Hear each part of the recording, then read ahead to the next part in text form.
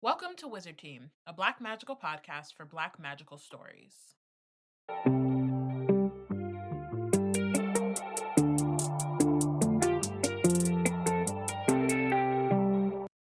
Hi everyone, it's Bayana, Robyn, and Porshèa embarking on a journey through the many fantasy stories written by and about Black people.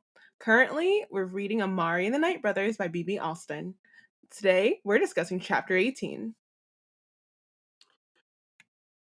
So what did we discuss in chapter 17?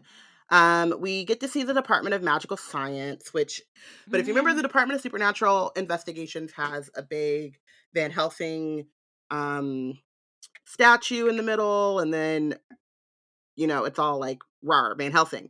The Department of Magical Science, their lobby is much more like a museum, and so you walk in through some like current recent um scientific discovery that they're currently celebrating, and you meet a drone who wants to tell you more about the discovery, which is not terrifying.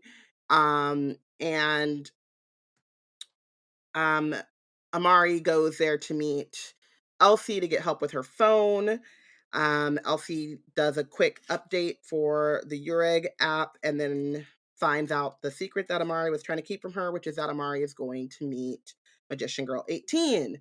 And Elsie, being the ride or die, the best friend goals that we all have for ourselves and each other, has questions. And so she's just trying to make sure that Amari has thought through all of the possible consequences of meeting with Magician Girl 18. And then she's like, I'm still your ride or die, so let me ride the elevator with you to go meet Magician Girl 18. She doesn't get off the elevator, but she does go. We're a day before the trial. The trial? The first tryout. Tryout, yeah. The first tryout.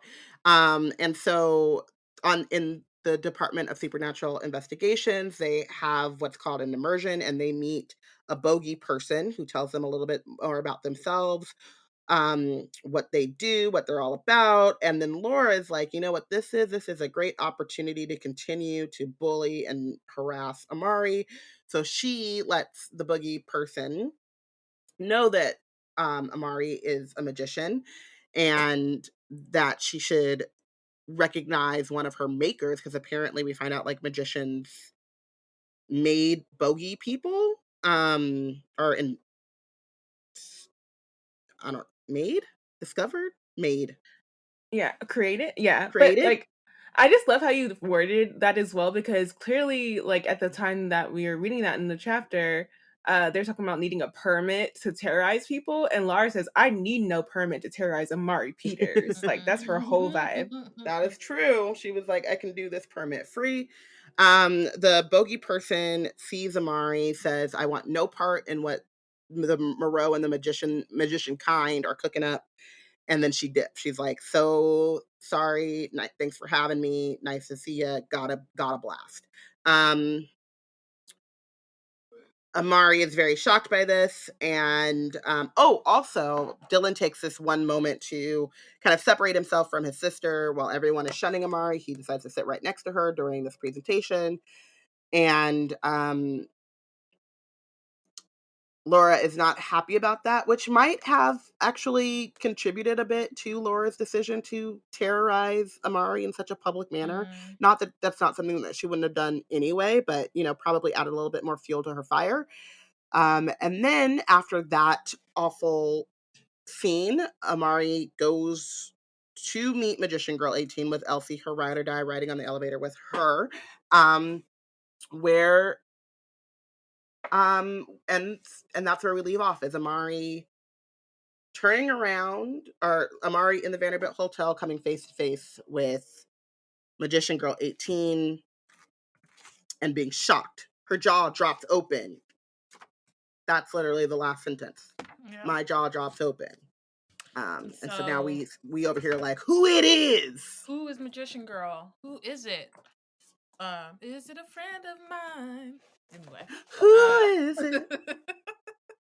We also asked, Oh. we also asked you guys, if you were in Amari Peters' shoes, would you go meet Magician Girl 18? And we still want to know the answer to that question. So, Yep.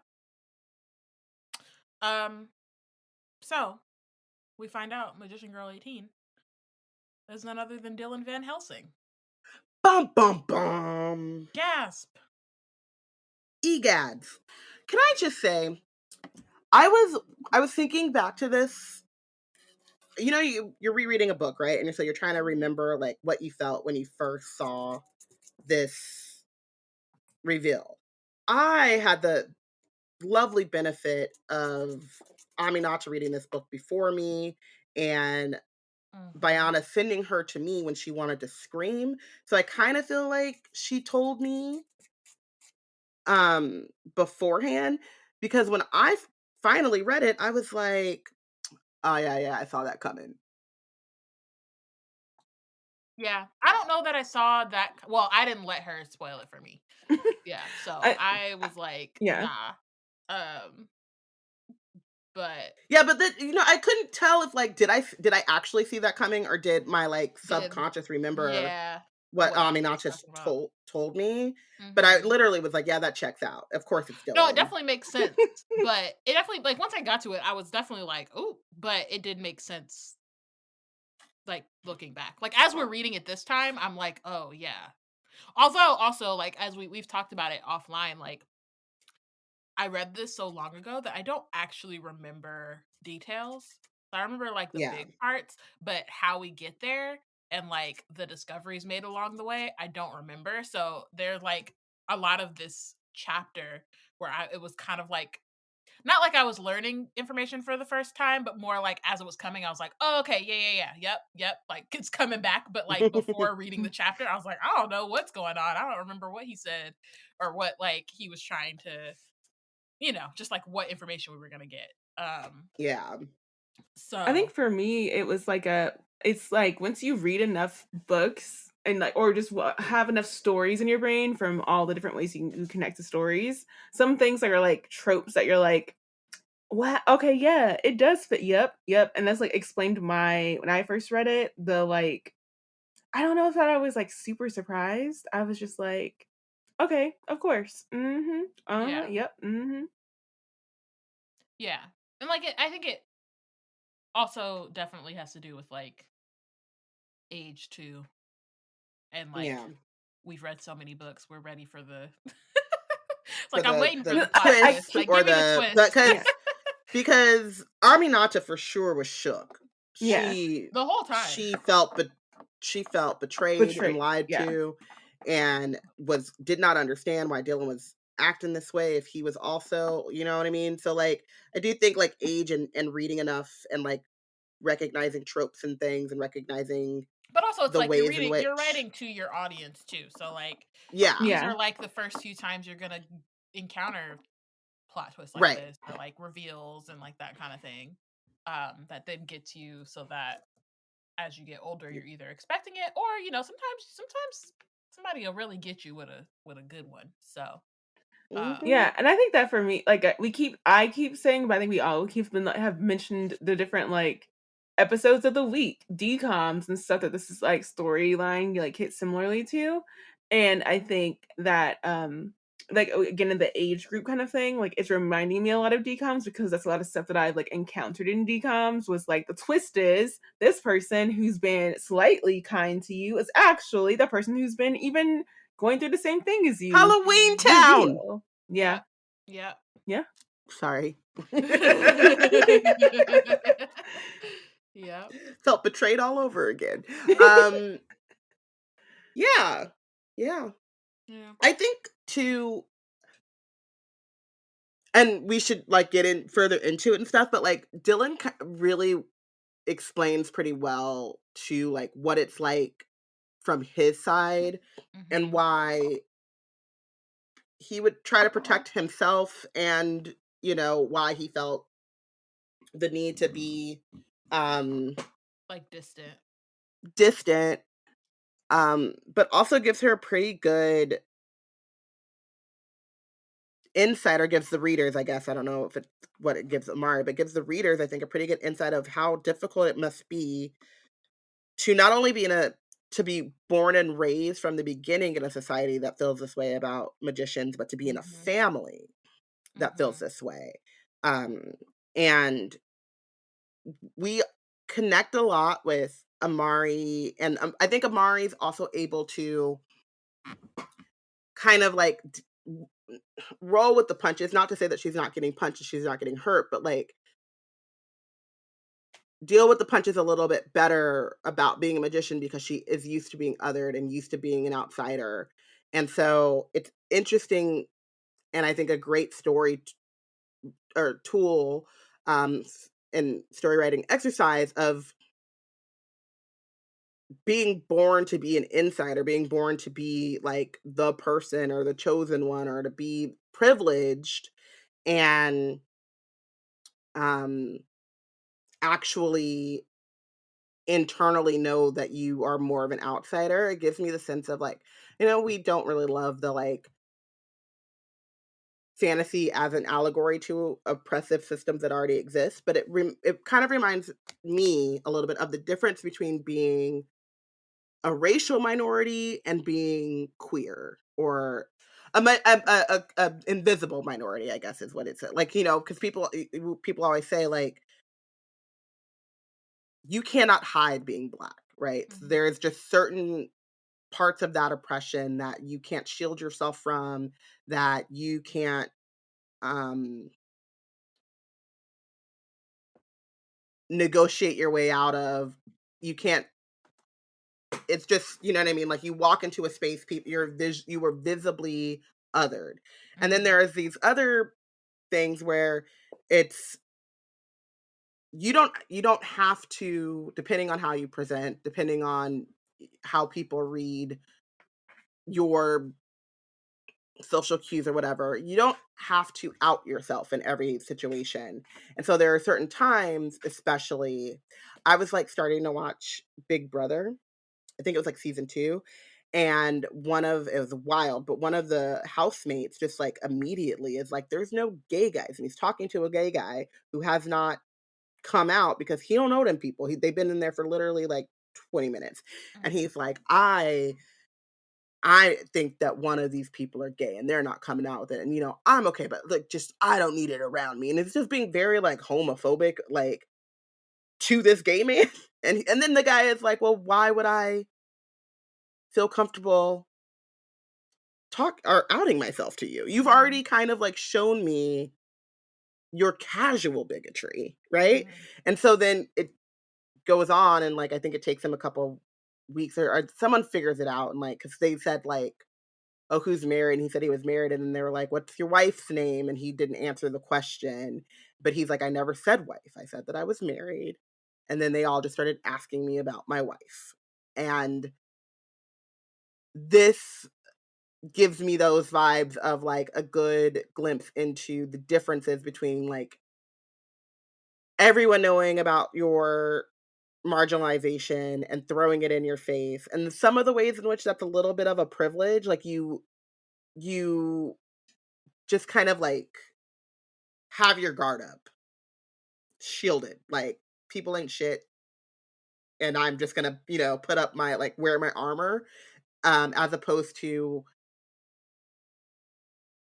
people talking freely about their prejudices and things, and then you having to kind of do the navigation of like, do I feel comfortable enough exposing that I am actually a part of these groups or something?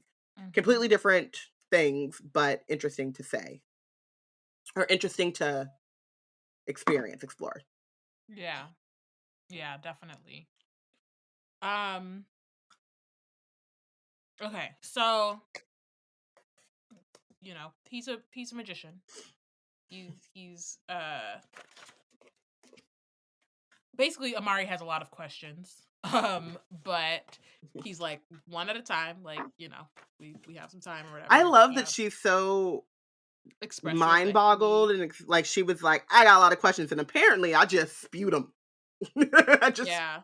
They all That came out at button that we once. talked about she didn't Immediately have for her curiosity button, she Yeah, doesn't have she it. still does not yeah. have it. Nope. Um So first she asks why he called himself Magician Girl. Dylan says it was part of his cover. He wasn't sure if he could trust her, and the Bureau, and partially like the Bureau doesn't know about him, and he wants to keep it that way. So he wasn't sure if she would like snitch, essentially.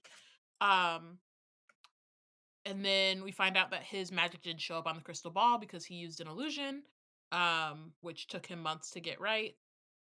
And then How is he practicing that though? Is there a fake? Can you buy crystal balls that are not like the crystal ball? well, I think that it's like more of a can you make something appear to be what, like, you know what I mean? Like, can you make it? I don't know exactly how he's practicing it, but I don't think you would necessarily have to practice it on the crystal ball itself, or like on a crystal ball even. Like I it's feel like more we like learn more later in the chapter. yeah, but I just think that it's more like you practice how to trick people, or like a great number of people from into seeing like something different from what they're saying. I guess you good. Sorry, go ahead. Oh. South Carolina is in overtime, and I was not expecting that. I would have at least turned it on and on mute. I just thought that they were gonna run through these girls like they run through everybody else. um. Okay. So. Oh, so then Amari's also like, well, why didn't the boogie person smell you? And that's because illusions can fool all of the five senses. So he basically spends like while he's in the Bureau, he's like masking his magician scent because he like any supernatural. There are like plenty of supernatural beings who could sense him otherwise. And so Amari's impressed, but Dylan's also like, you're much stronger in your illusions. And while Amari doesn't really feel like, he's kind of telling her like how strong she is, and she's kind of like, well, I can't control it. I don't really know what I'm doing.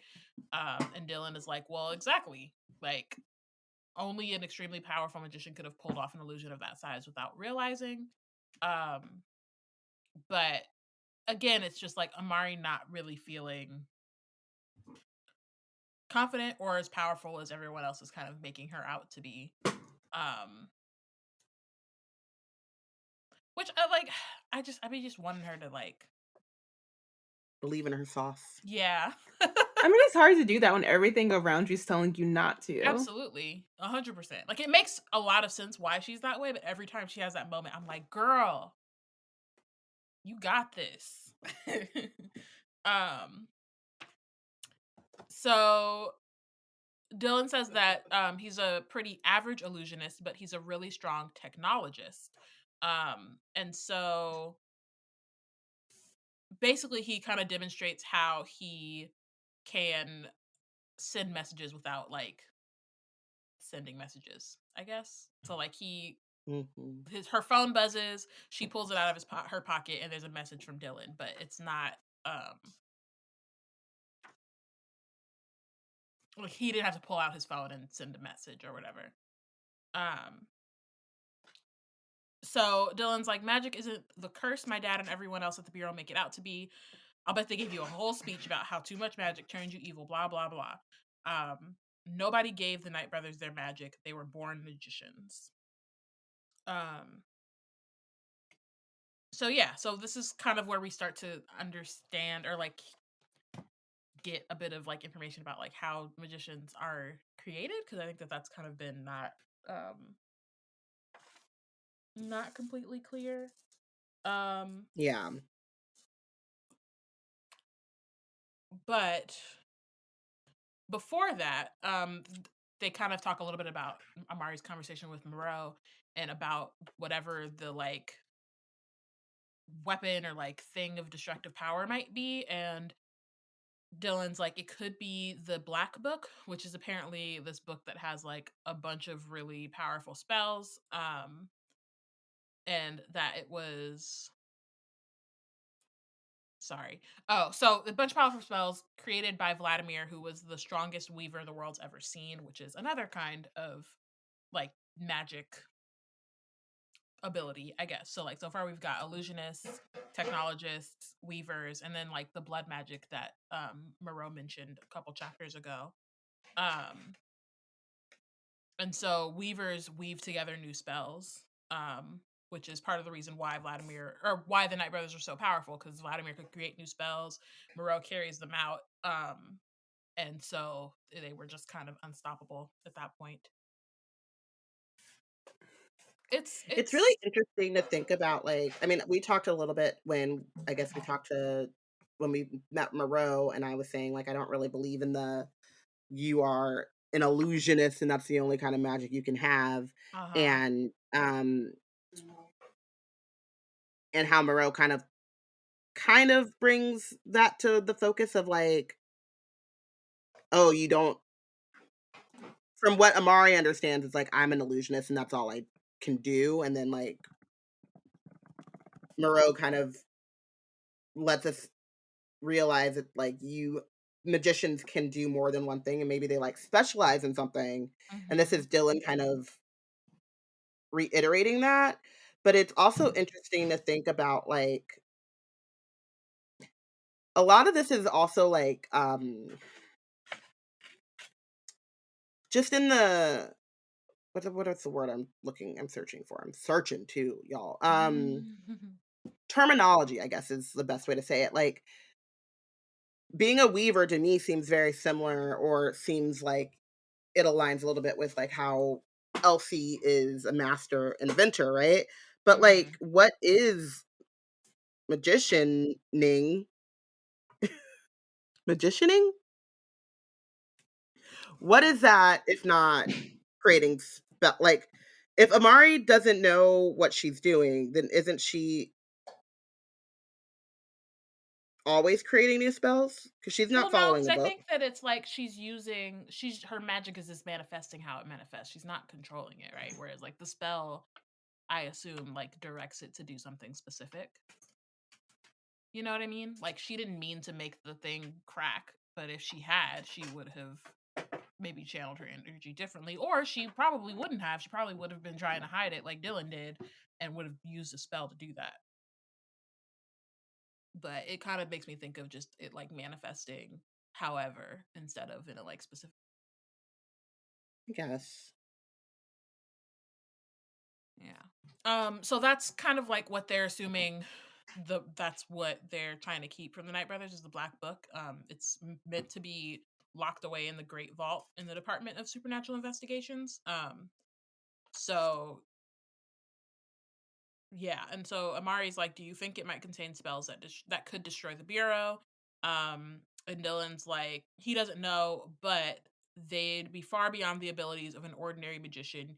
You'd need to be incredibly magical to even use them, like born magician magical, like Moreau himself, or like Amari. So yeah, it's like born magicians are so special because they're super rare. And Dylan says it's like nature itself chose you to be a magician. The rest of us inherit our magic from other magicians. So that's kind of the difference is, you're born that way, or you get it through the apprenticeship spell, which isn't something that you could just get without knowing that you've gotten it. So there's no way Amari could just like have been given her magic and not know it, because the spell is like really strong and You remember that stuff. yeah, you would not forget. And I think there's also probably like some intention behind it too. Like you can't, like it seems like, because basically it binds you to that magician forever, and you two are basically share the same magic. So it's not like you would have to know. You just definitely would have to Yeah. know. It seems like it would have to be intentional on both sides and not just something that somebody passes to you. Yeah. So yeah, it's a lot of information in this chapter, honestly. It definitely is like goes to like the world building and like the rules of magic and things that we're not, we get these things piecemeal. but we're finding out a lot. Amari's finding out a lot.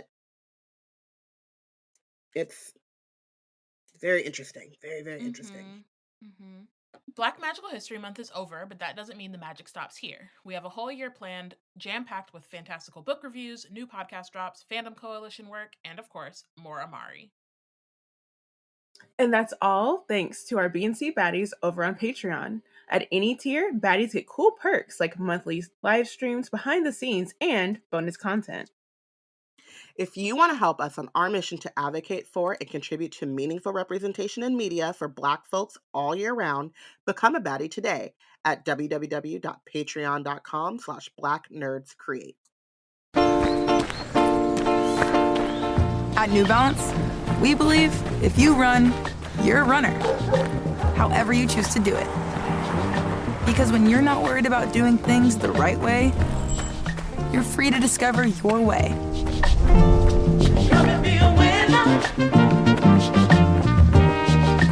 And that's what running's all about. Run your way at newbalance.com/running. So Amari asks Dylan who gave him his magic. Dylan definitely is hesitant to do that because it's another really big secret. And he says that he's telling her this only to prove that being a magician doesn't automatically make you a bad person. So they pinky promise, which is adorable. And honestly, binding, you know what I mean? I It definitely is. It's a contract. yeah, I'm like, if we're locking pinkies, this is for real. So we know the story. I will say though that I Go wish ahead. that sorry. I will No, say you're I good. wish that Amari, I mean, she has no leg to stand on here, but I do wish she was a little bit more I feel like she just lets him off really easily for she's just happy that he's another magician, and so she's like, yeah, little pinky promise. I got your back. We're in Yeah. this together. And I'm like, are we though? I Right. mean, not to set up my whole soapbox ministry thought process behind how I feel about these Van Helsings. But I think that specifically, I did not like how it seems like Dylan is one manipulating her. Like from the beginning, he's like calling into question his ability to trust her, and then having her promise to him that she will keep his secret, and just endearing her in a way to his plight because of his inability to share who he really is, and her being an empathetic person. It feels manipulative, and especially given that he hasn't really shown any real reason to trust him. Even whenever he's been nice to her, it's been very much under the guise of I can only give you pity points every once in a while because otherwise, oh, too bad, I'll blow my secret. And I don't like how accepting she is of his explanation for his mistreatment of her, and how she automatically is like, oh, I want to show him that he can trust me, rather than her being like, he should be showing me why I should trust him. Yeah. Exactly. And I mean, Exactly. 100%. And I think that she's been set up in this way because she's been so isolated, and because Lara has been gunning for her and Dylan hasn't really stood up, and he has explained a bit, and he'll explain a little bit further just his thought process, but again, like y'all are saying, it doesn't excuse the behavior. But again, Amari's so excited to just have someone who she feels understands her, or at least is has something in common with her, that she's definitely not thinking along those lines at all. And Yeah, and I it's feel like understandable. and it's everything that we're seeing from her is very understandable, and I get it, and I think that not to keep bringing up how young she is, I think she's just not cynical enough yet. Not cynical enough, Yeah. that seems like a weird thing, but um but I think you do need a certain amount of cynicism. And then I also feel like she is so used to in like these like school or peer settings, right? Because I don't think that this is true of like she's not begging for like she sticks like you said like Amari fight she sticks up for her brother. She tells Jaden, the like homie from the block, like she tells him how it is, right? Like in the places in which she feels a little bit more comfortable and accepted, I think she has a lot more um she gives herself more agency, I guess, or gives herself more um power. But I think in these settings, right, like Jefferson and now the Bureau, it just feels like she's not accepting scraps, but she's just so used to getting nothing that anything feels like she doesn't even think like, oh, he's asking he's trusting me, but can I trust him? Mm-hmm. Does he have my best interest at heart? Obviously, like there have been a couple of instances where he doesn't have her best interest or well-being top of mind. Um, and I think I hate to say it like this, but I feel like she's just so accepting of that as being the norm in these spaces that it doesn't even register to her that she should be demanding stuff from him as well.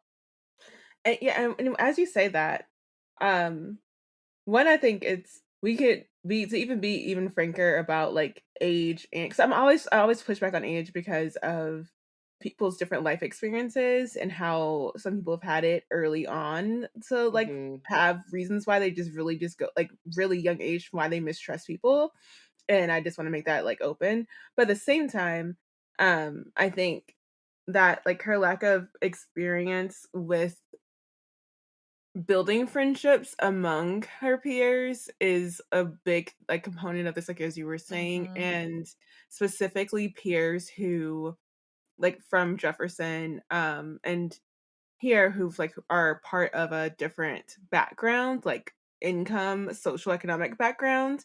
Like this is probably the first time one of those people has actively seemed like they were trying to extend an olive branch to her of friendship, because of how ostracized she was at Jefferson and how she's also here. And Laura is very explicit and showcasing how like she just one of the reasons why she doesn't think that Amari belongs is because everyone else has been part of this for generations because their families have been part of this, and Amari is the outlier and she's that she doesn't belong.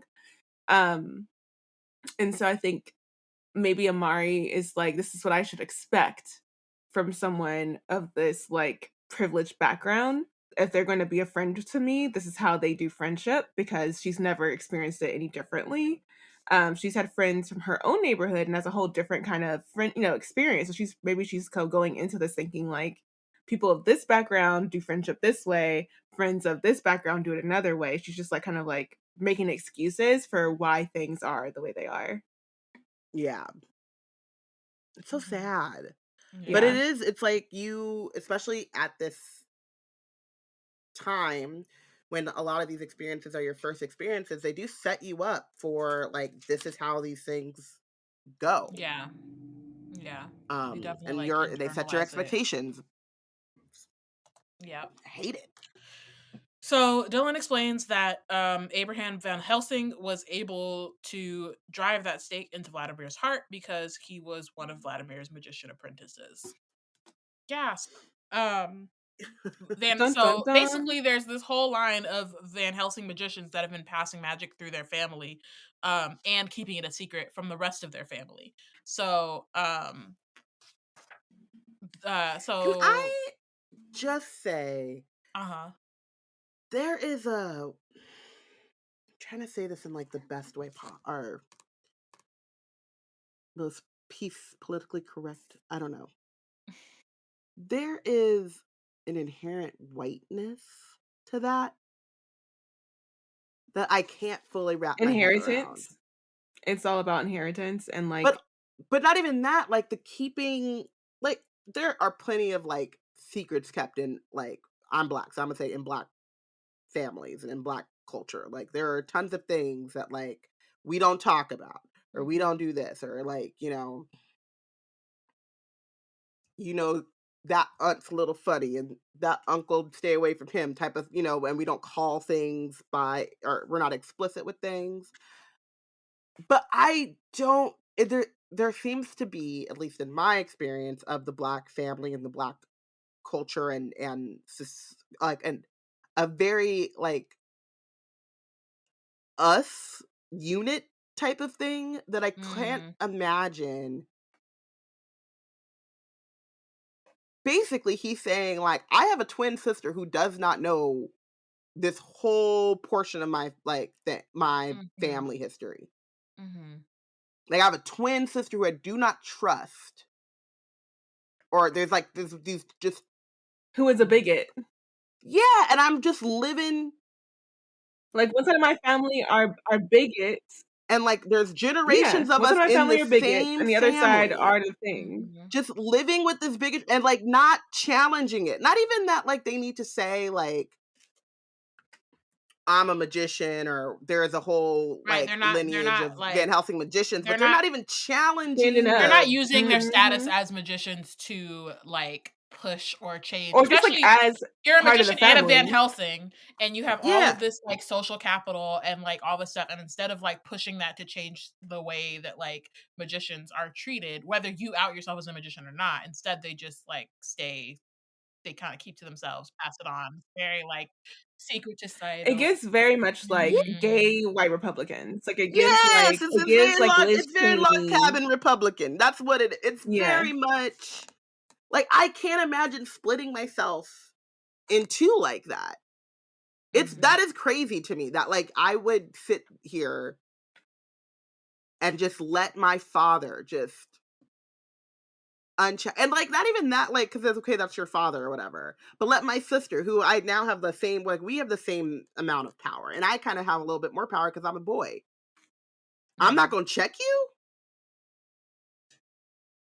like, because that is like that is uncouth to them. That is not. Yeah, it's like it's polite. A challenging nice, it's or a it's like being niceness society. Or politeness. Yeah. That and that's why I'm saying, that's why I was trying to be, like, politically correct about it, but, like, it's a very white thing of, like, people, like, you always hear people being like, how to handle going home to your racist family, and I'd be like, check them, or don't go home. Why you still why is that home? You still do you talk to them for what? Why is you worried about making your racist uncle feel comfortable over turkey? Right. Why is he comfortable coming to your house? Exactly. I personally don't think he should be happy coming to my house. I think he should be afraid to step through my doorway. That's just me, though. How to deal with the fact that some of your families in January 6th called FBI? Oh, mama, you was at the Capitol? I love the white kids. There's like this white teenage girl who did it for one of her parents, and I was like, yes, like, this is exactly how you should respond. Like, call them in. Like, oh, that's my Uncle Bobo. Yep, this is his address. He's gonna be there around 6 o'clock because he gets off of work at 5:30, and it takes him 30 minutes to get home. He's up like a clockwork. He'll be there at 6 o'clock. Got you. I just... It boggles the mind. Boggles. Mind is boggled, y'all. Because why would you put yourself in a position to make it seem as if you care about other people to the extent that you would make your family uncomfortable? Because what is life if not going through it with as many comforts as possible? And how dare you at all shake the table and make things uncomfortable? How dare you? Couldn't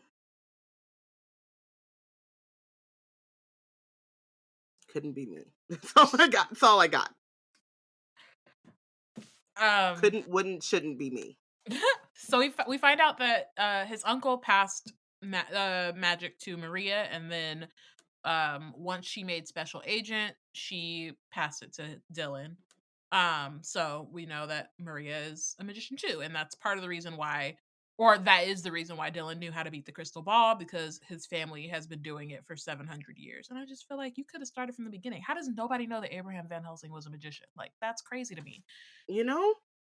In Oh. line with Robyn's discussion point, I wrote here, people in power maintaining the status quo while benefiting from the oppressive systems. Right, and it's also, like, not even maintaining the status quo, like, y'all built this shit. Right, Yeah, but like they also built the guys they're maintaining the status quo because it's like they're not changing it up. They're not letting the crystal ball they're like over 700 years we've done our best to maintain that like they don't need to know that there's magicians in the family. For what reason? You built this like seriously? Yeah. I do have one question that's not related to that. It's related to Dylan being a magician, but not related to that. But does that I'm wondering if that means that he actually does have that supernatural ability or if that was an illusion too. What What do do you you mean? mean the Ability supernatural supposed to be ability? because he used the Oh, the thing. athletic one? No, that's Laura. No, Laura's that's athletic. Laura's. No, he is too. That's the one that Oh, he had he Flash, was that he was is. supernatural. Oh, he has marksmanship to physics defying aim. So he has good aim. Oh, I thought he had the same one as his twin. No, they I have don't know No, why I he has a had different that. one. They have different ones. Laura has Laura has the athleticism, but he has, I guess, like great aim, which we haven't like seen yet. But and I can't remember if we do see it, but it definitely just made me think this time, like, was that fake Yeah, because or even because you know even what I if mean? he Because you is can just an still use illusion. right, like you can make it an illusion that you have Yeah, good aim. Like it's not so. right. It's just like Maybe that's like interesting to an me. illusion that he's really good at. Or maybe And that's a he needs Right. that spell to that he be knows, like he knows how to have like there's a perfect mhm. aim spell or something like that. And Right. so So then he he like made changed the it to say that. illusion. Yeah. Yeah. But Yeah. and it's also like it's he chose that like it was an actual thoughtful choice because it throws them off Mhm. of his actual supernatural ability of like being a Right. technologist. Like it's nowhere Right. related He's to a that. technologist, so he could have messed with the okay. Hmm. Yep. Yep. And that's how he Makes knew sense. Amari's test results um ahead of like texting her as Yeah. magician girl. Yeah. But it is true though, like to think about like why wouldn't he have made his supernatural ability like technological genius? Because he wants to Because throw him off. yeah. Yeah. That part makes sense. It was more just like whether or not he had an extra ability. Like, you know what I Mhm. mean? In the way that like everyone Yeah. else gets an extra ability and Amari didn't. She was just like she's just a magician or well, not just a magician, but you know what I mean. But you know Um, what though? Because he was given his magic, he might also if he could have thrown an illusion to the crystal ball that he's not magic, then that maybe the crystal ball is not did give him that did give him that power. because it couldn't recognize his magical potential. Yeah. Like Amari has so much magical potential. Or she just is a born magician. Right. And And so his magic wasn't dormant the way that hers was. yeah. Or maybe like his magic maybe the crystal ball gave him marksmanship if it did give him marksmanship, if he didn't just make that a thing. Because that's what he like you were saying that is his specialty as an illusionist. So instead of illusion, it went with the closest thing close to it, which was marks like his best illusion is marksmanship, and that's what Mhm. it spit out. It's like playing common denominator. What's the if Mhm. I can't give this, then it's this. Yeah. Hmm. Either way, I can't remember if we actually see him use that power or not. So if we do, we'll maybe get our answer. We'll be like, oh, there it is. Yeah, exactly. Um. So. So Amari asks if Quentin knew Maria was a magician. Dylan doesn't think so because they're really not supposed to tell anyone. Um. And so Amari is kind of like again, she feels she's like it means a lot that Dylan told her and that like is trusting her with the secret, but not thinking about like, you know, whether she can trust him, like y'all said. Yeah. And she's like, why do bad magicians go bad? Which this question is really interesting to me because I'm like, they could just be bad people in general. Not that people are just bad, like coming out the womb, you know what I mean? But like them being Yeah. bad isn't doesn't necessarily have anything to do with them being a magician. Sidebar tangent. I've been watching Poker Face on NBC, the one with Natasha Lyonne from Russian Doll. And it's a murder mystery by Ryan Johnson TV series. And the episode I recently watched was at a senior facility, and they come off as like the seniors that we're watching the case for. They come off as like these like radical 70s activists, and you're kind of like inherently kind of like on their side of like activism, and then they get caught by the FBI, and then that's like their whole story is like they went from prison to this senior care facility. And it's only later that you figure out like how dastardly they were to be caught by the FBI in the first place. And it's funny because they're two women and one of them is a Black woman. And it's like their whole vibe is like, oh, you're like, oh, if they were protesting in the 70s, clearly or whatever, they were protesting Nixon. So of course they clearly got like decent politics. But what they did was so bad. And Natasha Lyonne, who's the main character, her like what her journey through discovery of this is so like consistent with like how I feel like a lot of people feel about like, oh, okay, protesting Nixon in the 70s, like that's right on. And it's like, oh, like even people who seem like they're doing like they're in the cause for the right reasons can be bad people, and sometimes the system is actually prosecuting people they would need to be prosecuted because of how bad they are actually. And I don't want to spoil it by saying like what they actually were planning to do, why the FBI caught them, but it was so bad that their reasoning behind it, like I was like, I can get how they got there, but at the same time, like there's no way you can't say that what they were going to do was not a thing that should not have been stopped by the government. Like it's like both. And I feel like that's the same for like Amari. She just hasn't gotten to a place where she's seen the both happen. Where like, yes, people like you don't want to stereotype people because of what they are, like what their title is and like what they practice or whatever. But at the same time, sometimes those people are awful. Like she's getting that with Moreau a little bit, but I don't think she really got to see Moreau being awful.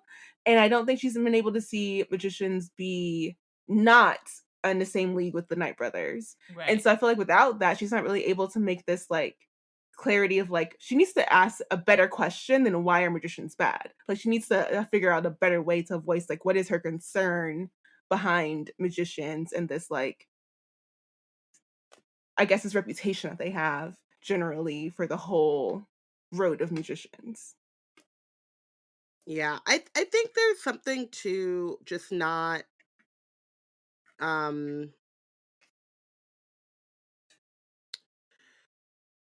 not having the sense of like nuance yet. And like it is like she's asking like why are magicians bad as opposed to like why are people bad? Well, she says why do bad magicians go bad? Or why do magicians go bad? Yeah. Yeah, but she also says bad magicians. She's not like completely lumping them in, but I think that you're saying like there's a lack of nuance or not. I think she's not completely like she hasn't gotten to the point where it's gotten so bad for her that she's like, oh, I get why they're like F them. You know what I mean? Like I think that's definitely part of it too. She hasn't quite gotten pushed to her breaking point, I suppose. And then that's the thing too, is that like because she's been pushed to a breaking point, like breaking points are different places for different people. Like a trigger for my breaking point might be way earlier or later than someone else's breaking point trigger, depending on just like who we are as people and what our different triggers are. And she hasn't had that like experience yet to like see, because like, oh, like hers might be like what finally got her to push homegirl at Jefferson, right? Like what was that trigger? Yeah. Versus Elsie, what make Elsie boil over and push someone? Like what would that be? Yeah. Yeah. So Dylan's also like, I don't know, maybe they got tired of being automatically hated just because of the Knight brothers. And they just snap. And he's like, doesn't it make you angry how Lara and the other junior agent trainees treat you? And he says it's one of the reasons why he took a risk and messaged her. He couldn't stand the thought of her believing the hateful stuff the supernatural world wants them to believe. We're different from every I other hate person in the that bureau, but that just he makes us does that, special. like, sorry, I hate that he sets that up as, like, him. It's one reason why I took the shot, and, like, because I had to step outside of myself and make sure that you knew that you weren't bad. Like, Amari knew she wasn't bad. I don't know.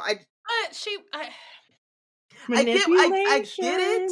yeah, it's But like a I don't the thing is that basically what we've seen of Dylan so far has not been great, and like we've seen the way that as Magician Girl he's kind of manipulated situations to make Amari like or to push Amari towards him yeah.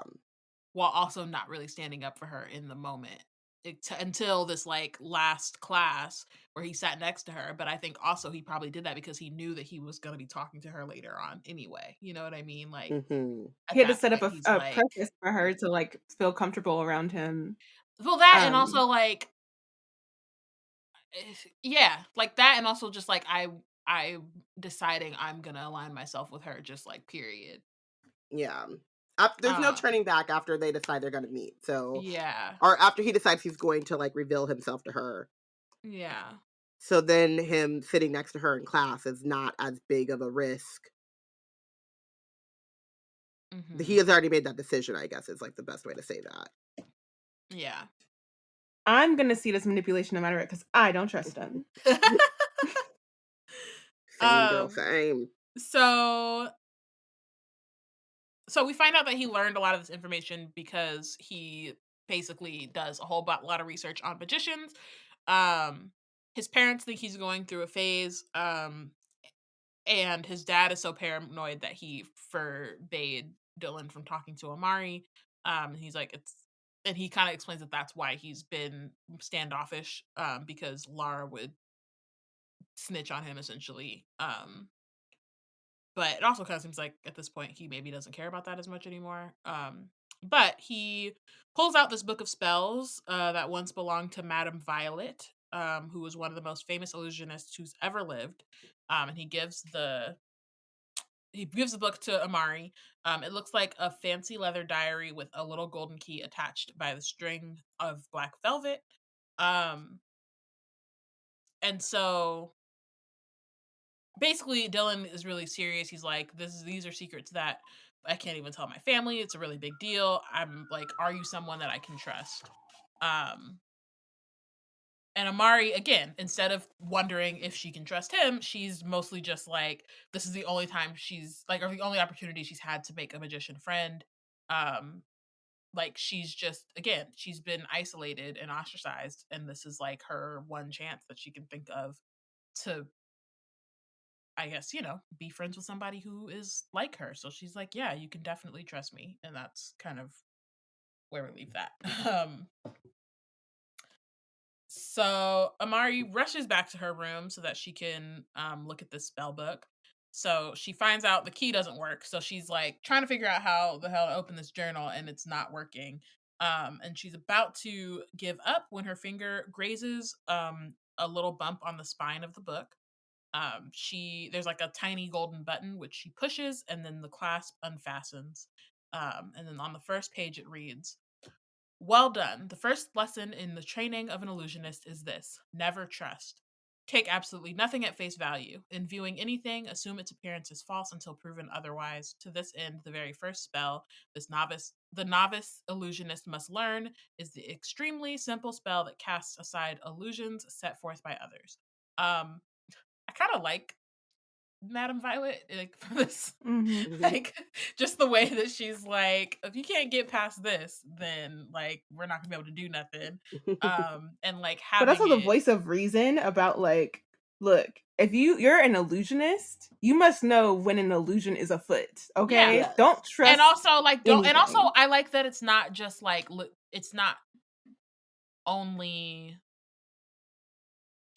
she's not only talking about like magical illusions. Like that book Mm-hmm. literally just has a button on it. It's not some magical thing that you have to do to figure out how to open it. It's literally a button on the spine, and there's a key there, so it's like a misdirection. You know what I mean? So it's just Mm-hmm.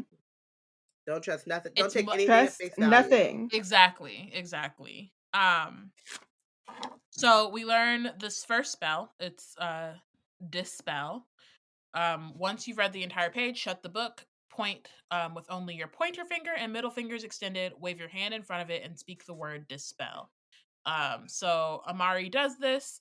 A warm sensation fills her chest, like when you drink hot chocolate on a cold day, which is like, now I want that, but you know, that's beside the point. The book begins to tremble. Bright red spots peek through the black leather cover. It continues to shake, and the edges expand to twice its original size and gets thicker. And then when it's finally done, there's a large red leather book with a new lock and clasp and a shiny gold lettering across the cover that reads, "So you want to be an illusionist? The spells and musings of Madame Violet, foremost illusionist of her era." I don't know. I mess with her. I think it's hilarious, like the idea of, I'm assuming that Madame Violet is in the era post Night Brother, since that was, you know, time ago.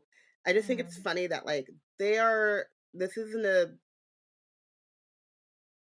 a legal thing, and they're like, yeah, let me write this down. But also though, like people love to share knowledge. Yeah, but it's also disguised, right? Like it's also Yeah. like, and it looks like a journal. It doesn't look like it necessarily is anything suspicious, unless you are able to open it. My thing is, who is co-signing her being the most illustrious illusionist of her age? Who's gonna check her, boo? She might have accolades. I don't know. I feel like Dylan said she was pretty famous. Okay, but I mean, there's no quote. There's no like person like quoted here as like, or like an award that she was given. Like, you know what I mean? Like, maybe she's just like claiming it, you know? Yeah. I appreciate the confidence. She's like, I am the foremost illusionist because I say so. I just love am that, I like, because I'm an illusionist, you know what I mean? Like, don't take anything at value. Maybe not. I just love that, like, Robyn said he's gonna check her boo, because now I'm imagining her to be Sheree. Like, now I can see. Yeah. She by Sheree is coming this summer. This spring. Right. This fall. You're gonna trust the illusion. Trust nothing. Trust no one. So unfortunately, before we can learn anything else, Amari is interrupted by Lara, who apparently Amari didn't like close the door all the way, or if she did, homegirl opened it, and has been both peeking into her room and recording her on her phone. Yes. Like, look, when we get to MVP benched, I'm just like, can we talk about, you can't just be recording people on their phone, especially in their room with their door closed, they by themselves, and you're like, you see Amari rush to her room, you follow her, like, I'm gonna go catch her doing something, like, please. She comes into the room, kicks the door shut, and lunges for the book. Amari clutches it to her chest and tries to run from the door, but Lara again has the super athleticism, so snatches the book out of her arms. She's like, you're in so much trouble, they're gonna kick you out for this. They might even arrest you. Amari begs her not to tell, and Lara says that she won't if Amari quits junior agent training. Which of course Amari is like, I can't quit, because if she does that, she can't search for Quentin. But Lara's like, there are only 4 spots, and I won't risk you stealing one because everybody loves your stupid brother so much. It's either quit or get kicked out of the bureau. It's your decision. And I'm just like, if you're so like maybe you should be spending this time that you're spending like terrorizing her, getting better at being an agent. Like, go to the library. What the fuck? Like, what is wrong with you? Like, why don't you go study and find your tutor and figure out what you're about to do? But like, why are you then instead? But like, she she definitely knows that the people she cares most about getting a spot, her and her brother, are like almost certainly guaranteed those Like you're spots. Van So Helsing. she's Are you only trying to serious? block out those other 2 spots for 2 randos. Did she like promise those spots to other people? Like, what is the reason outside of you just being like a freaking a-hole to Amari because you can? That's the that's all I'm getting from this. Yeah. I mean, I think that's it. I think you got the I think that's the whole but it's just like, but you know what I mean? Like, at least if like she were like, not that I would like her as a person, because there's no way I would.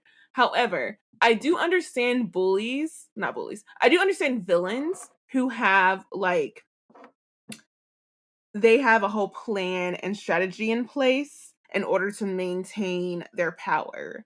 And therefore, if she had like was like, oh, I got a whole strategy for becoming director at the youngest director ever at the age of 20, because by the time I hit 20, I'm gonna have all the junior agents that coming after me like bowing to my will, and boom boom bam, here I go. Like, I would understand this like master strategy behind what the F she's doing. But she really is just doing stuff to Amari.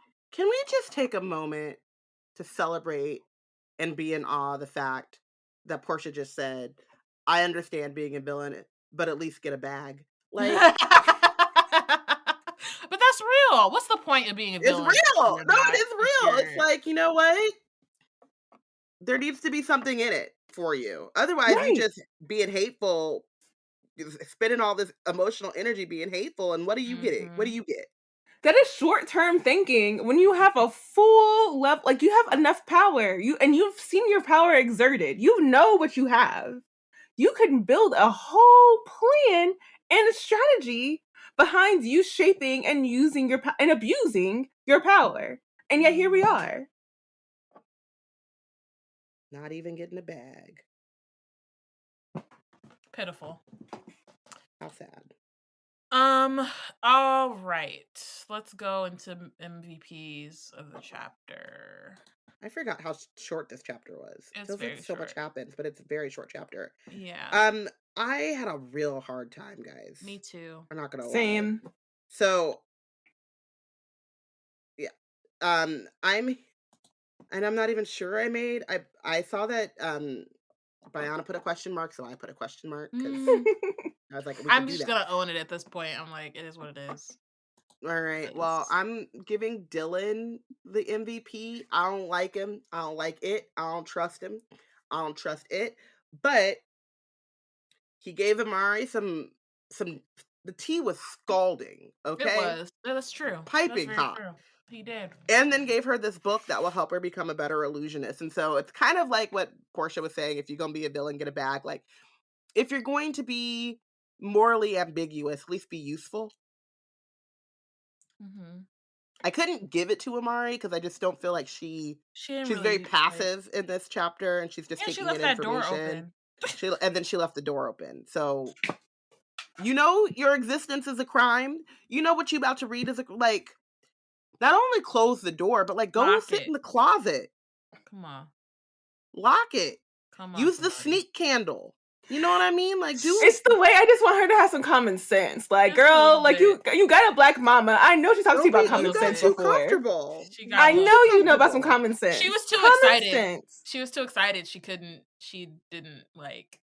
Excitement should never override common sense. Like, it should just it's just like struck in your brain. Common sense. Yeah. Common sense. Yeah. I wanted to give it to you, Amari, but I couldn't. But no. So yeah, I got to give it to Dylan. Begrudgingly. Yeah, I gave it to Madame Violet because I just feel like, you know, she taught a valuable lesson that Amari hasn't quite sunk in yet, but maybe in a bit it'll get there for her. Yeah. Moving forward, you know. Yeah. I honestly, I can't. Who do I MVP? Like, I wanted to do Madame Violet. But at the same time, I was also like, Madame Violet wasn't forward thinking enough for me. So I can't give it to anyone. I don't think anyone deserves MVP.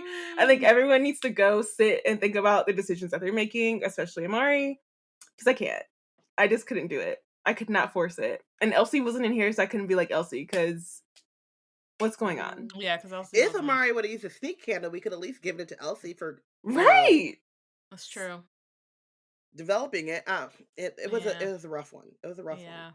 Even if Amari had even been forward thinking enough to use a sneak candle, I might have gotten into Amari. But no, here we are. Here we are. Yeah. Do better. Be better. Benched.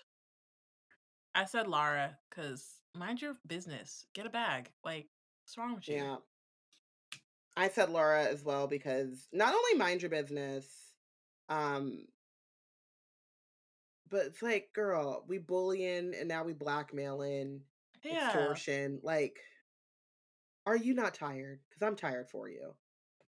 You know? Shouldn't you be spending this, like we said, shouldn't you be spending this time, instead of blackmailing Amari to quit, just making sure that you're better than, like, you know what I mean? Like, got Amari living in your head rent free. It's really hate to see it. Yeah.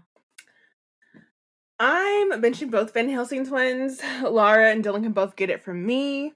I think that it is very convenient that Lara was on the lookout for Amari after Dylan conveniently handed her a magical object. I think that Lara, as always, is being high-key the worst person in the book, beside her father. Like, it's like, you would think the adult who holds the actual better power here would be more clearly the worst person, but like, she very much is earning all of her benchings, and I'm here for that. And I also I just need Amari to do better, because like, I get it, but I feel like if I were in a situation, I automatically would have been like, oh no, too many things are happening. Especially the coincidence of Lara ready to be on the lookout for me after I just met her brother. Like, that would have been alarm bells. And I don't know if I would have trusted Dylan giving me something enough for me to not like find a hidey hole on my way back to my room. Cause like, I don't know if I would want that. She knows how much people are watching her. Yeah. Especially after that immersion thing, like how she had all those stares at the end of class. And I feel like I would be on my, like, I gotta be on some real sneak stuff, because it's getting hot right now. I'm in a hot seat. Yeah. I mean, they told her point blank period, when they let her stay, we gonna be on your ass, girl. And she said, let me open this illegal paraphernalia with my door open. And the fact that I don't Lara, believe that her door was open. I kind of do. I believe it I'm wasn't locked. Yeah. I think Laura opened the door and was sneaking it, but like, at the same time, lock it. Just lock it. Like, but also like the fact that Lara, no, my thing is like, not only like the coincidence of it all, the fact that Lara was camera ready recording when Amari was on, like, that's my, like, I'm like, that's too coincidental. I'm not with it. Both of them. But I mean, I don't know that it's completely coincidental. I think Lara's just been waiting to catch her on something. Like, I don't care. It's too sus to me. And I mean, I will say that like Dylan, if Dylan is to be believed, Lara knows his obsession with magicians, and so pairing him deciding to like buck trends and sit next to Amari during the immersion, plus him disappearing, since they don't live in the dorms, they live at home. So like, Dylan's not around after he's already kind of acted outside of character for Laura, in the sense of like, I'm gonna sit next to Amari and embarrass. And that just shows how little he has Amari's well-being in place. This is true. Because if he really were thinking about Amari's well-being, top of the line, he would do the most that he could to keep her from falling under anyone's suspicion as a magician. And again, I just think it's remarkably suspect of both of them. But also, I just feel like Amari closed it. Like, not that she didn't close the door. I think she closed the door, but like, lock it. Yeah, I'm trying so much not to blame the victim, because again, like, you were saying earlier, like, it does take you going through these instances, and these are the, like, times in your life, like, this is the ages in your life when you start approaching these, like, God dang, I gotta have my radar on for who I can and cannot trust, and okay, like, I need to, like, this is a sign that I can trust the person, this is a sign I can't trust the person, like, learning and filling those out, but goodness gracious. It was a Those Porshèa villain move. kids, it's both of them. I don't trust any of them, the whole family. Blot them out, red ink in my book. Not doing it. All right. Well, thank y'all for listening. No new episode next week. We're gonna take a teensy rest after the very packed month that was February and Black Magical History Month. But we'll be back the week. It'll only be 1 week off. We'll be back the week after that with chapter 19. So that will be when we find out what's going on with Amari in this blackmail situation. Is she gonna have to leave the bureau? We don't know. And then also when we can talk about, like, y'all can let us know what you would have done if Magician Girl hit you up and wanted to meet. We will also talk about that next episode. Yes. Wizard Team is brought to you by Black Nerds Create. If you want to keep up with our other content, you can check out our website at blacknerdscreate.com. Follow us on Twitter at Black Nerds Create. Yana wrote it at Robyn Rambles and at Porshèa. Follow us on Instagram and Tumblr at Black Nerds Create. Subscribe to our monthly newsletter, and do not forget to rate and review this lovely podcast. Bye. Mhm.